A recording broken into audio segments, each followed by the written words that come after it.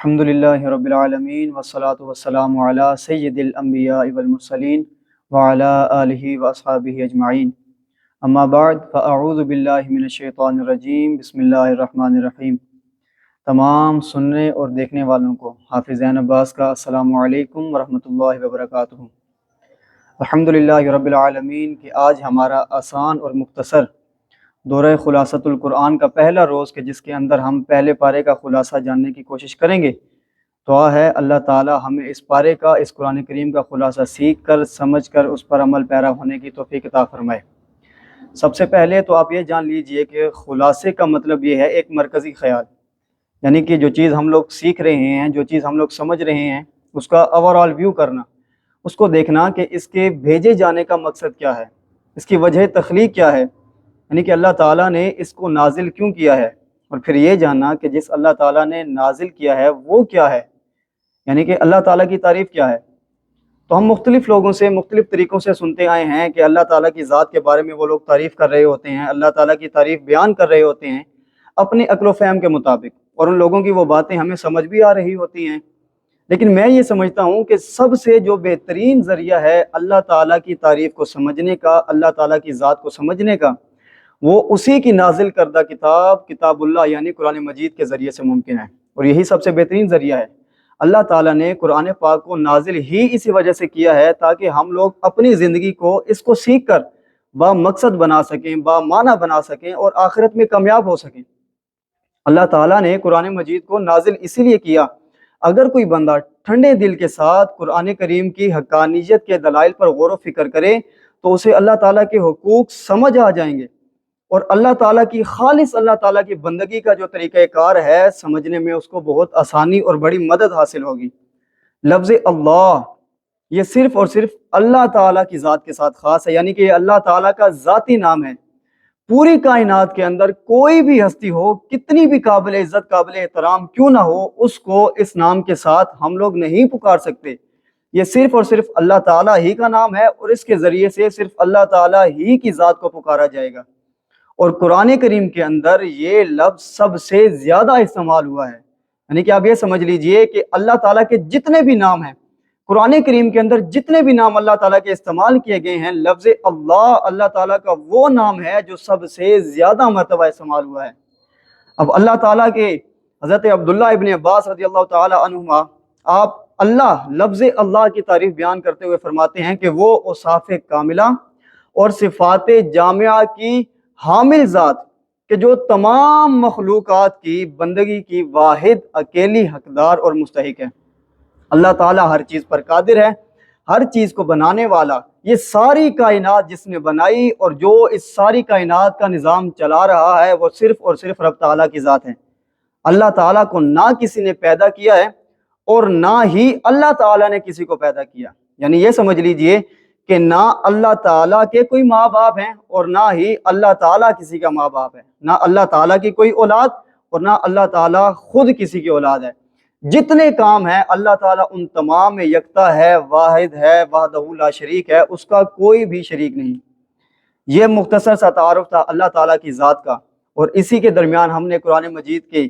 مقصد جو اللہ تعالیٰ نے وجہ تخلیق اس کی بنائی وہ بھی ہم لوگوں نے جان لی۔ اب ہم بڑھتے ہیں اپنے پہلے پارے کے خلاصے کی جانب۔ یہ پارہ سورہ الفاتحہ مکمل اور سورہ البقرہ کے ابتدائی حصے پر مشتمل ہے۔ سورہ الفاتحہ، اس کو فاتحہ اسی لیے بھی کہا جاتا ہے کہ اس سے قرآن مجید کا افتتاح ہوتا ہے، قرآن مجید کی ابتدا ہوتی ہے، قرآن پاک کا آغاز ہوتا ہے، افتتاح کی وجہ سے بھی اس کو الفاتحہ کہا جاتا ہے۔ قرآن کریم کی جو کتابی شکل ہے اس کے اعتبار سے یہ قرآن کریم کی پہلی سورت، جبکہ نزول کے اعتبار سے یہ قرآن کریم کی 5ویں سورت ہے۔ 7 آیات پر مشتمل یہ سورت ہے۔ اس کی اہمیت کا اندازہ ہم لوگ اس بات سے لگا سکتے ہیں کہ اللہ تعالیٰ نے سورہ الفاتحہ کو شریعت مطہرہ کے اندر ہر نماز کے اندر پڑھنا واجب قرار دیا ہے۔ اب اس کے آگے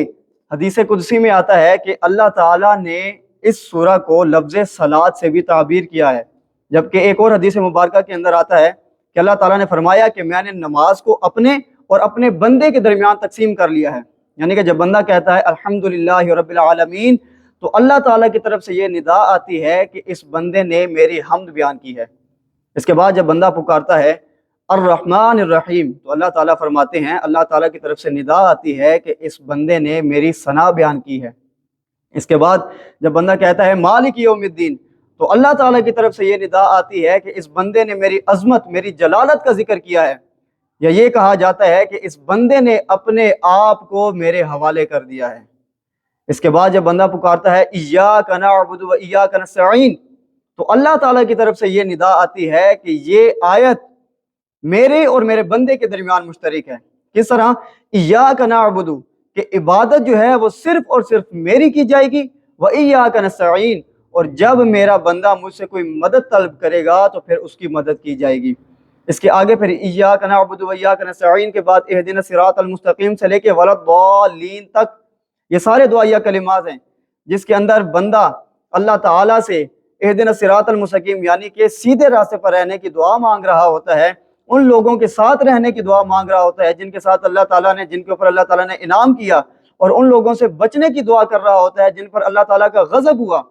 تو یہ سارے دعائیہ کلمات ہیں۔ اللہ تعالیٰ فرماتے ہیں کہ یہ جتنے بھی کلمات ہیں اہدنا الصراط المستقیم سے لے کے ولا الضالین تک، یہ سارے بندے مومن کے لیے ہیں، اس کے ساتھ خاص ہیں۔ اور پھر فرماتا ہے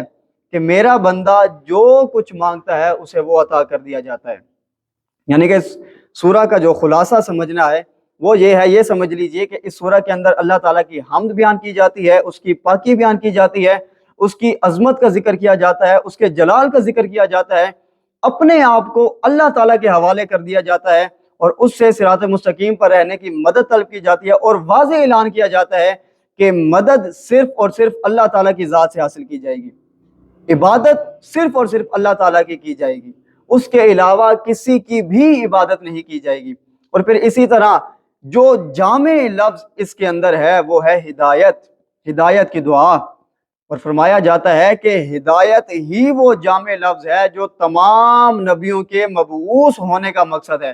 یعنی کہ جتنے بھی نبی اس دنیا کے اندر تشریف لائے ہیں ان کا مقصد صرف اور صرف یہ تھا کہ لوگوں کو حقیقت کی راہ پر چلا سکیں، لوگوں کو حق کی راہ دکھا سکیں، وہ راہ دکھا سکیں جو اللہ تعالیٰ کو لوگوں کے قریب کرنے کا ذریعہ ہے۔ اس کے بعد جو ہمارے پاس سورہ آتی ہے وہ ہے سورہ البقرہ۔ ترتیب کے اعتبار سے یعنی قرآن کریم کی جو کتابی شکل ہے اس کے اعتبار سے ہمارے پاس دوسری صورت ہے، جبکہ نزول قرآن کے اعتبار سے یہ 87 نمبر پر موجود ہے، یعنی کہ 87 نمبر یہ سورہ ہے جو نازل کی گئی ہے۔ مدینہ منورہ کے اندر نازل ہونے والی سب سے پہلی صورت ہے، تو پھر یہ مدنی صورت ہوئی، اور قرآن کریم کی سب سے طویل صورت ہے، یعنی کہ سب سے لمبی صورت۔ اب اس کو سورہ البقرہ کیوں کہا جاتا ہے؟ اس کی وجہ یہ ہے کہ اس کے اندر گائے کا ذکر ہے۔ امام نسائی رضی اللہ تعالیٰ عنہ آپ فرماتے ہیں، حضرت ابو ہریرہ رضی اللہ تعالیٰ عنہ راوی ہیں اس حدیث کے، فرماتے ہیں کہ حضور علیہ الصلوۃ والسلام نے فرمایا کہ اپنے گھروں کو قبرستان نہ بناؤ، جس گھر کے اندر سورہ البقرہ کی تلاوت کی جاتی ہے شیطان اس گھر سے بھاگ جاتا ہے۔ ایک اور حدیث مبارکہ حضرت حذیفہ رضی اللہ تعالی عنہ آپ فرماتے ہیں کہ رسول اللہ صلی اللہ تعالی علیہ وسلم نے فرمایا کہ ہمیں 3 وجہوں سے سابقہ تمام امتوں پر فضیلت حاصل ہے۔ وہ 3 وجوہات کون سی ہیں؟ ان میں سب سے پہلی وجہ یہ ہے کہ اللہ تعالیٰ نے تمام زمین کو مومنین کے لیے مسجد بنا دیا ہے، اس کی مٹی ہمارے لیے ذریعہ طہارت بنا دی گئی ہے۔ اور جو دوسری وجہ ہے وہ یہ ہے کہ ہماری جو صف بندی ہے وہ فرشتوں کی صف بندی کی سی ہے۔ اور تیسری جو سورہ البقرہ جس میں شامل ہے، جو ہماری وجہ فضیلت ہے تمام امتوں پر، فرمایا کہ یہ آیات خاص مجھے دی گئی ہیں۔ سورہ البقرہ کی آخری آیات یہ عرش کے نیچے سے نازل ہوئی ہیں۔ حضور نے فرمایا کہ یہ وہ آیات ہیں جو نہ مجھ سے پہلے کسی کو دی گئی اور نہ میرے بعد کسی کو دی جائیں گی۔ اس کے بعد جو دوسری آیت ہمارے پاس آ گئی، ذالک الکتاب لا ریب فیہ ھدی للمتقین، اس کے اندر اللہ تعالیٰ نے یہ واضح اعلان فرما دیا، یہ بات بتا دی کہ اگر کوئی بندہ قرآن کریم کی حقانیت کے دلائل پر ٹھنڈے دل سے غور کرے تو اسے یہ بات سمجھ آ جائے گی کہ یہ وہ کتاب ہے کہ جس کے اندر شک و شبہ کی کوئی گنجائش ہی باقی نہیں ہے۔ یعنی کہ اس کے آغاز میں، قرآن کریم کے آغاز میں اللہ تعالیٰ نے یہ بات کا واضح اعلان فرما دیا کہ اس کے اندر شک و شبہ کی کوئی گنجائش نہیں۔ سابقہ جتنی بھی آسمانی کتابیں تھیں، تورات، زبور، انجیل، لوگوں نے دنیاوی لالچ کی وجہ سے، دنیاوی مفاد کی وجہ سے، جس کا ذکر ابھی آگے آئے گا، اس وجہ سے انہوں نے اس کے اندر رد و بدل کر دی. اپنے حکمرانوں کو جو ان سے زیادہ امیر لوگ تھے انہیں خوش کرنے کے لیے اس کے اندر انہوں نے تبدیلیاں کی. لیکن یہ وہ کتاب ہے جس کے اندر اللہ تعالیٰ نے خود اعلان فرمایا کہ شک و شبے کی کوئی گنجائش نہیں. اگرچہ جو پچھلی کتابیں ہیں وہ ان کے اندر تبدیلی کر دی گئی، لیکن پھر بھی یہ جو قرآن کریم، یہ جو کتاب ہے، یہ ان کے حق ہونے پر دلیل ہے. ان کے حق ہونے کی یہ واضح اعلان کرتا ہے کہ جو پچھلی کتابیں تھیں وہ بھی اللہ تعالیٰ کی طرف سے نازل کردہ تھیں، اور یہ کتاب بھی اللہ تعالیٰ ہی کی طرف سے نازل کردہ ہے. چونکہ اس کے بعد پھر منافقین نے یہ اعتراض اٹھایا کہ یہ اللہ تعالیٰ کا کلام نہیں ہے، یہ تو حضور علیہ السلام نے معاذ اللہ اپنے پاس سے گھڑ لیا ہے. تو اللہ تعالیٰ نے پھر آیت نمبر 23 اور 24 کے اندر وتھ چیلنجنگ اللہ تعالیٰ نے یہ بات کہی کہ اگر تمہیں یہ لگتا ہے کہ یہ بندے کا کلام ہے، یعنی کہ مخلوق کا کلام ہے، خالق کا کلام نہیں ہے، تو تم بھی بڑے فصیح ہو، تم بھی بڑے بلیغ ہو، تمہیں بھی اپنی منطق پر، اپنی بلاغت پر، اپنی فصاحت پر بڑا ناز ہے، تو پھر لے آؤ قرآن کی مثل کوئی چیز اگر تم لا سکتے ہو. تو پھر تاریخ نے دیکھا کہ وہ لوگ اس کی مثل نہ لا سکے، اور جنہوں نے لانے کی کوشش کی انہیں بھی منہ کی کھانی پڑی. اس لیے تو اللہ تعالیٰ نے پھر آگے فیصلہ کن آیت نازل فرمائی. اللہ تعالیٰ نے فرمایا کہ تم لا ہی نہیں سکتے اس کی مثل کوئی چیز. اور پھر ایسا ہی ہوا کہ وہ لوگ قرآن کی مثل کوئی چیز نہ لا سکے. اس کے بعد جو آیات ہیں اس کے اندر مومنین کی صفات کا ذکر کیا گیا ہے کہ وہ ہیں جو غیب پر ایمان رکھتے ہیں، نماز کو قائم کرتے ہیں، اللہ تعالیٰ کی راہ میں مال کو خرچ کرتے ہیں، اور وہ جو آسمانی کتابیں ہیں ان پر ایمان رکھتے ہیں، آخرت کے دن پر ایمان رکھتے ہیں، اور یہی وہ لوگ ہیں جو ہدایت یافتہ ہیں، اور انہی کے لیے کامیابی ہے. اس کے بعد کفار کا ذکر ہے، اور یہاں پر ان کافروں کا ذکر ہے کہ جن کا کفر ظاہر ہو گیا. اب ان کا کفر چھپا ہوا نہیں ہے، ظاہر ہو گیا، عیاں ہو گیا، اور وہ لوگ اپنی سرکشی میں اس قدر آگے نکل چکے ہیں کہ اب عملاً ان کا واپس آنا ناممکن ہے. اور اس کے آگے پھر فرمایا کہ یہ وہ لوگ ہیں کہ جنہوں نے اتنی سرکشی کی، حد کر دی کہ اللہ تعالیٰ نے ان کے دلوں پر مہر لگا دی. ختم اللہ علی قلوبہم وعلی سمعہم وعلی ابصارہم غشاوہ ولہم عذاب عظیم. اور پھر ان کے لیے فرمایا کہ دردناک عذاب ہے. اس کے بعد اللہ تعالیٰ نے آیت نمبر 8 تا 20 کے اندر منافقین کا ذکر کیا. اب سب سے پہلے تو یہ جان لیجئے کہ منافق ہوتا کون ہے. منافق اس شخص کو کہتے ہیں کہ جس کے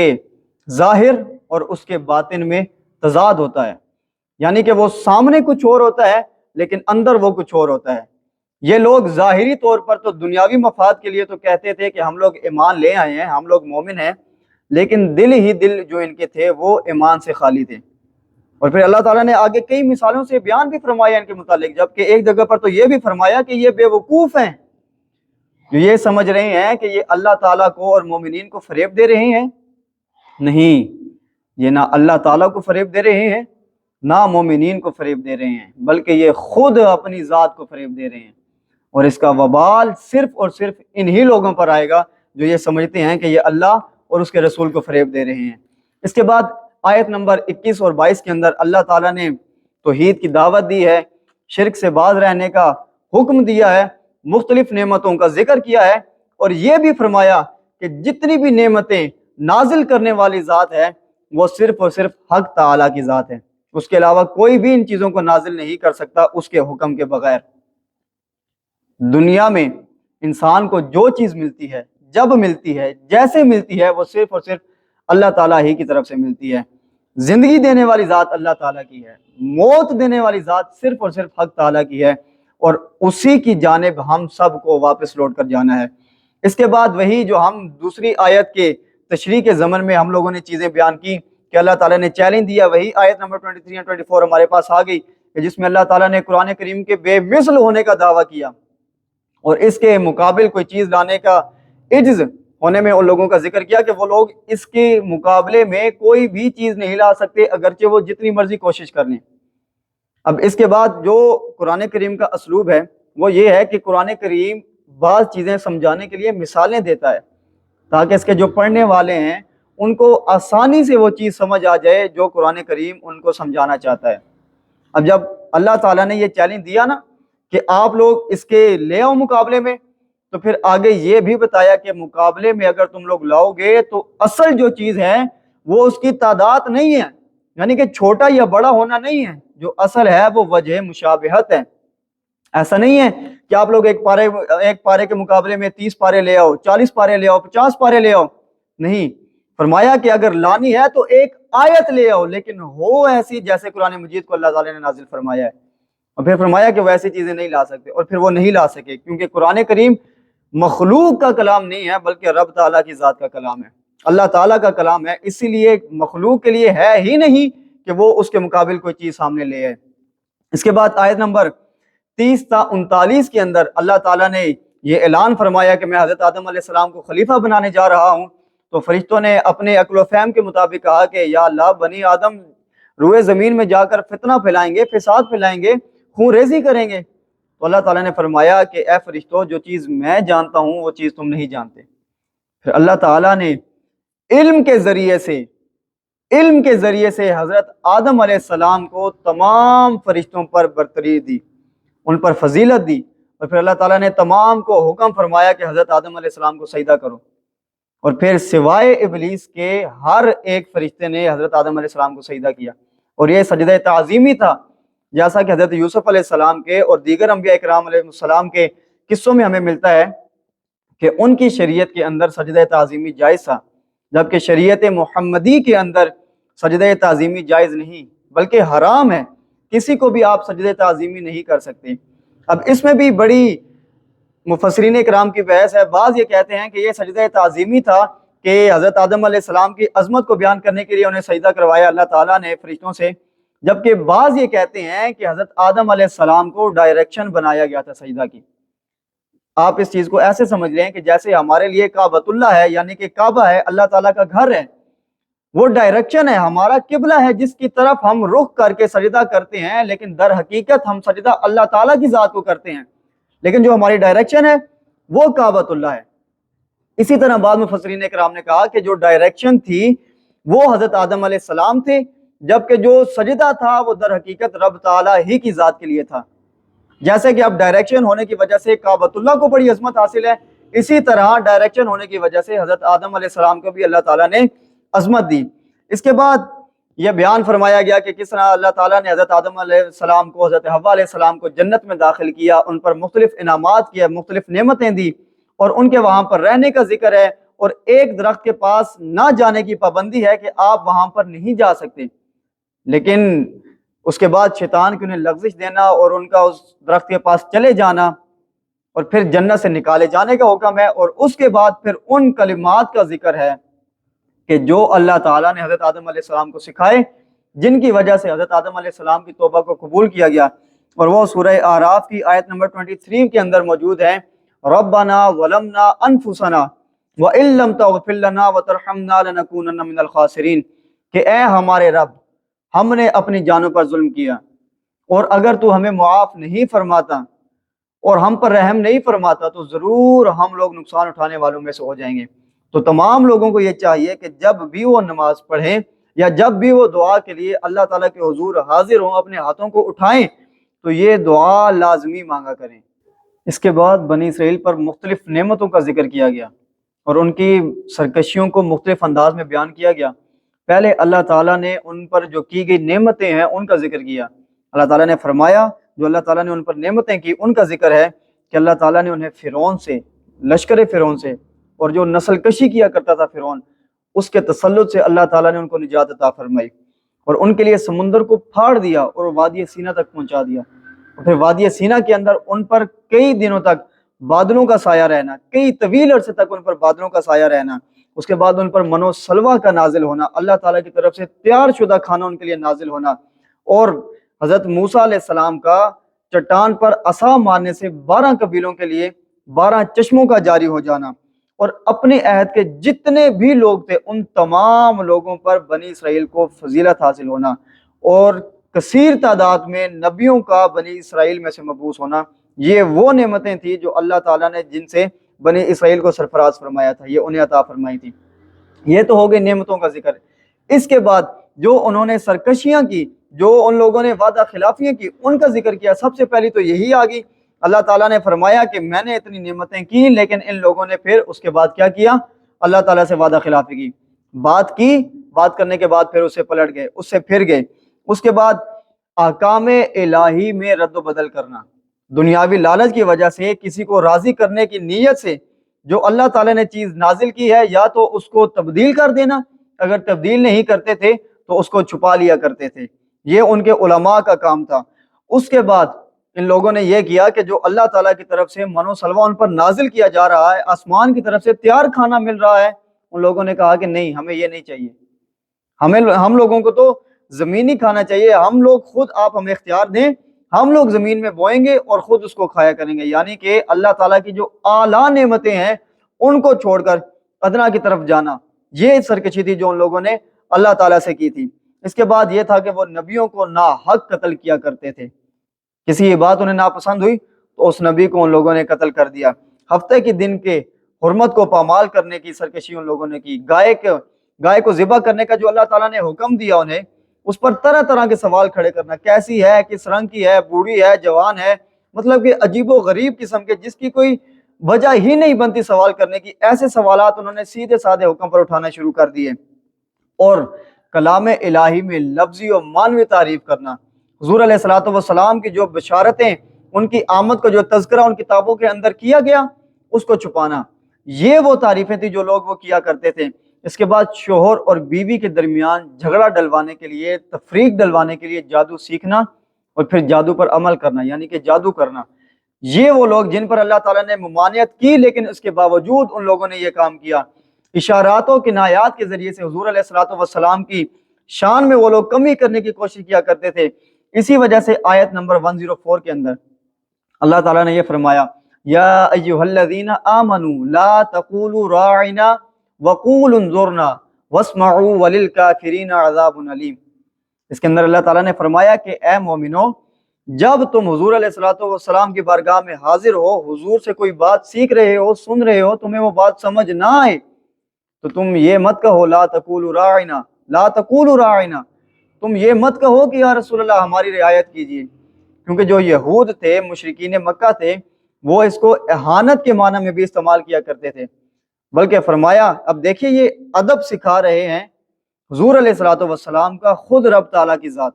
کہ کس طریقے سے میرے محبوب کا تم لوگوں نے ادب کرنا ہے۔ فرمایا کہ یہ مت کہو کہ ہماری رعایت کیجیے، کیونکہ اس کے دو معنی نکلتے ہیں، بلکہ فرمایا کہ یا رسول اللہ ہم پر نظر رحمت فرمائیے، وقولوا انظرنا، اور اس سے بھی زیادہ ادب یہ ہے کہ جب نبی کی بارگاہ میں تم لوگ حاضر ہو تو تمہارے لیے بہت زیادہ بہتر ہے کہ تم لوگ خاموشی سے اور پوری توجہ کے ساتھ حضور علیہ الصلوۃ والسلام کی بات کو سنو، اس بات کو سمجھو۔ اس بات سے ہمیں کیا چیز سمجھ آتی ہے کہ ایسا معنی، ایسا لفظ جس کے دو معنی نکلتے ہوں، اللہ تعالیٰ کو اپنے محبوب کی بارگاہ میں وہ لفظ بھی قابل قبول نہیں ہے، جس کا ایک معنی نارمل ہو اور دوسرا لفظ کمی کا باعث بنتا ہو، اللہ تعالیٰ کو وہ لفظ بھی حضور علیہ الصلوۃ والسلام کی شان میں قبول نہیں ہے، بلکہ فرمایا کہ اس لفظ کا استعمال ہی نہ کرو۔ اللہ تعالیٰ نے حضور علیہ الصلوۃ والسلام کی بارگاہ میں ذو معنی لفظ استعمال کرنے سے منع فرمایا ہے۔ اس کے بعد آیت نمبر 54 کے اندر ان لوگوں نے جو بچھڑے کو معبود بنا لیا تھا، اس کی توبہ قبول کرنے کا ذکر ہے کہ کس طریقے سے اللہ تعالیٰ نے ان کی توبہ کو قبول کیا، کہ ان کے اوپر اندھیرے کو مسلط کر دیا گیا، اور ہزاروں لوگوں نے ایک دوسرے کو اپنے ہاتھوں سے قتل کیا، اور جو اصحاب سبت والے لوگ تھے، ذلیل و خوار بندروں کی شکل میں تبدیل ان لوگوں کو کر دیا گیا، اور اسی حالت میں وہ موت سے ہمکنار ہوئے۔ اس کے بعد اس بات کا ذکر کیا گیا کہ جو بنی اسرائیل تھے وہ جبرائیل امین علیہ السلام سے بغض رکھتے تھے، عداوت رکھتے تھے، اور اس کی وجہ کیا تھی کہ حضرت جبرائیل امین علیہ السلام کے ذریعے سے اللہ تعالیٰ کے احکام ان پر نازل ہوتے تھے، اللہ تعالیٰ کا عذاب ان پر نازل ہوتا تھا۔ تو اللہ تعالیٰ نے فرمایا کہ جبرائیل و میکائیل جو ہیں یہ اللہ تعالیٰ ہی کے احکام پر عمل کرتے ہیں، جو ان کا دشمن ہے وہ اللہ تعالیٰ کا دشمن ہے۔ اور بنی اسرائیل بڑے خوش فہم لوگ تھے، کیونکہ دیکھیں نا، جن پر اتنی نعمتیں ہوں ان پر من و سلوہ نازل ہو رہا ہے، کبھی بادلوں کا سایہ ہو رہا ہے، ان کے لیے سمندر پھٹ رہے ہیں، ان کے لیے جناب طرح طرح کی نعمتیں آ رہی ہیں، اور وہ لوگ پھر خوش فہمی میں آ گئے کہ نبی بھی ہمارے درمیان بڑے آئے، اور اس کے بعد اللہ تعالیٰ نے ہم پر اتنی نعمتیں بھی کی، شاید دنیا بھی ہمارے لیے ہے، آخرت بھی ہمارے لیے ہے، تو اللہ تعالیٰ نے ان کی اس خوش فہمی کا رد کر دیا۔ اللہ تعالیٰ نے کہا ایسا کچھ نہیں ہے، اور پھر آگے مومنین کو نصیحت کی کہ یہود و نصارہ تم لوگوں سے تب تک خوش نہیں ہو سکتے جب تک تم لوگ ان کی خواہشات کی پیروی نہ کر لو۔ آپ لوگ جو مرضی کرتے رہیں ان کو راضی کرنے کے لیے، وہ لوگ نہیں ہوں گے جب تک آپ لوگ مکمل طور پر انہی کی جو خواہشات ہیں ان پر عمل پیرا نہیں ہو جاتے۔ اس کے بعد آیت نمبر 123 123 اور اس کے آگے جو آیات ہیں اس کے اندر حضرت ابراہیم علیہ السلام کے منصب امامت پر فائز ہونے کا بیان ہے، اور تعمیر کعبہ میں جو حضرت ابراہیم اور حضرت اسماعیل علیہ السلام شامل تھے اس کا ذکر ہے، اور پھر اس کے بعد وہ دعا جو حضرت ابراہیم علیہ السلام نے کی تھی کہ اے اللہ انہی کے یعنی کہ اہل مکہ ہی کے درمیان سے ایک عظیم رسول کو مبعوث فرما جو ان پر تیری آیات کو تلاوت کرے، ان کے نفوس کی اصلاح کرے اور ان کو احکام الہی سنائے۔ تو اللہ تعالیٰ اس لیے تو حضور علیہ السلام فرماتے تھے نا کہ میں حضرت عیسیٰ علیہ السلام کی بشارت اور حضرت ابراہیم علیہ السلام کی دعا کا ثمر ہوں۔ اور اس کے بعد ابراہیم علیہ السلام اور اولاد ابراہیم علیہ السلام کا ذکر ہے، اور یہ بھی کہ اہل ایمان تمام نبیوں پر ایمان رکھتے ہیں، اور ایمان لانے میں کسی بھی نبی کے درمیان وہ لوگ تفریق نہیں کرتے، اور یہ بھی کہ جو ابراہیم علیہ السلام ہیں، اولاد ابراہیم علیہ السلام ہے، وہ لوگ نہ یہودی تھے نہ ہی نصرانی تھے، بلکہ دین حق دین اسلام کے علم بردار اور داعی تھے۔ اس کے بعد اللہ تعالیٰ نے مشرکین اور اہل کتاب کی جو ہے وہ یہ وجہ بتائی ہے کہ کس وجہ سے انہوں نے حضور علیہ السلام کو اللہ کا رسول نہ مانا۔ کوئی مقبول شرعی عذر نہیں تھا کہ جس کی وجہ سے وہ یہ کہیں کہ ہمارے پاس یہ ایک وجہ ہے، یہ ایک دلیل ہے جس کی وجہ سے ہم حضرت محمد مصطفیٰ صلی اللہ تعالیٰ علیہ وسلم کو اللہ کا رسول نہیں مانتے۔ نہیں، ان کی جو وجہ تھی نہ ماننے کی، انکار کرنے کی جو وجہ تھی، وہ صرف اور صرف ان کا حسد تھا، صرف اور صرف انا تھی۔ وہ لوگ کہتے تھے کہ اس سے پہلے ہمارے درمیان اتنے نبی آئے ہیں تو اس مرتبہ ہمیں کیوں نہیں چنا گیا؟ ہم بڑے مالدار ہیں، ہماری اولادیں دیکھیں، ہمارا مال دیکھیں، سب کچھ ہر چیز میں ہم لوگ زیادہ ہیں، تو اس دفعہ بنی اسرائیل کو چھوڑ کر قریش میں کہاں نبوت چلی گئی؟ تو یہ حسد تھا جس کی وجہ سے وہ لوگ حضور علیہ السلام کو رسول نہیں مانتے تھے۔ اور پھر اگر انہی کے درمیان کوئی بندہ تورات کی تلاوت کرتے ہوئے وہ آیات پڑھتا جس کے اندر اللہ تعالیٰ نے حضور علیہ السلام کی بشارت دی ہے، ان کی حقانیت کے دلائل بیان کیے ہیں، تو وہ لوگ ایک دوسرے کو کہتے تھے کہ کیا تم لوگ مسلمانوں کو وہ باتیں بتا دیتے ہو کہ جو اللہ تعالیٰ نے تم پر عطا کر دی ہیں؟ اور پھر آگے فرمایا کہ یہ وہ لوگ ہیں کہ جو حضور علیہ السلام کی آمد سے پہلے انہی کے وسیلے سے کفار پر فتح یاب ہونے کی جو ہے وہ دعا مانگا کرتے تھے، اور جب حضور علیہ السلام ان کے درمیان تشریف لے آئے تو وہ ان کو پہچان بھی چکے تھے، لیکن ان لوگوں نے اس کا انکار کر دیا۔ وجہ کیا تھی؟ صرف اور صرف حسد۔ اس کے بعد پھر اللہ تعالیٰ نے فرمایا کہ اللہ تعالیٰ بے نیاز ہے، وہ اپنی رحمت سے جس کو چاہے خاص کر لیتا ہے۔ اور پھر آگے ان کے طرح طرح کے مطالبات کہ اللہ تعالیٰ ہم سے کلام کیوں نہیں کرتا، مطلب کہ ایسی باتیں کہ جن کا کوئی مقصد ہی نہیں بنتا، بے مقصد باتیں وہ کیا کرتے تھے، ڈیمانڈ ایسی کرتے تھے کہ جو کرنے کی تک کی نہیں بنتی تھی۔ اور یہ وہ اس وجہ سے نہیں کرتے تھے کہ اگر ان کی یہ چیز پوری ہو گئی، یہ بات ڈیمانڈ ان کی پوری ہو گئی تو وہ ایمان لے آئیں گے، نہ، ایسا نہیں تھا۔ وہ یہ صرف اور صرف نبیوں کو تنگ کرنے کے لیے کیا کرتے تھے۔ تو اللہ تعالیٰ نے یہ ساری علامات ان کی بیان فرمائی۔ یہ تھا پہلے پارے کا خلاصہ جو آج ہم نے سیکھا۔ دعا ہے اللہ تعالیٰ اس پر ہمیں عمل پیرا ہونے کی توفیق عطا فرمائے۔ وما توفیقی الا باللہ۔